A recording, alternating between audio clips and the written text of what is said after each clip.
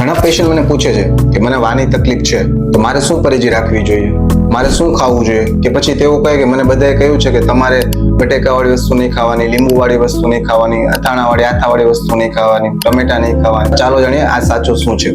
આર્થરાઇટિસના પેશન્ટને આજુબાજુના લોકોની સલાહો વધારે હેરાન કરતી હોય છે. દરેક માણસ પોતાની સલાહ અને બુદ્ધિ પ્રમાણે સલાહ આપતા હોય છે. આ ખાવાથી વધશે તો આ ખાવાથી ઘટશે કે એવું બધી વસ્તુ મીથ છે. કોઈ પણ પ્રકારના ડિઝીઝ ફૂડ કે કોઈ પણ ખાવાથી રોગ પ્રતિકારક શક્તિના રોગમાં વધારો કે ઘટાડો થતો નથી. આ એક પ્રકારનો ઓટોઇમ્યુન ડિઝીઝ છે કે શરીરની રોગ પ્રતિકારક શક્તિના હિસાબે થતો હોય છે. માટે કોઈ એક ફૂડ ખાવાથી વધી જશે કે કોઈ એક ફૂડ ખાવાથી મટી જશે એ તદ્દન મિથ્ય છે.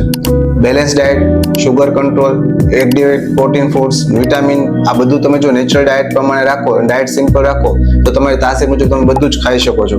બહારના artificial food, sweeten, process food, tetra pack juices, process food છે, જંક ફૂડ છે, આ બધું ખાવાનું એવોઇડ કરવાનું. આ બધી વસ્તુ તમારા બોડીમાં ટ્રિગર કરી શકે છે, પણ જો બેલેન્સ ડાયટ લો છો તો એ તમને કોઈ પણ ઇફેક્ટ કરતી નથી.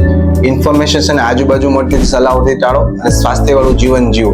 તમારા શરીરની તકલીફ તમારી પોતાની છે તો ડાયટ એન્ડ રેજીમેન એટલે કે પરેજી પણ તમારી પોતાની જ હશે. લોકોની સલાહને અનુસરીને કોઈ પણ પરેજી પાડવી નહીં.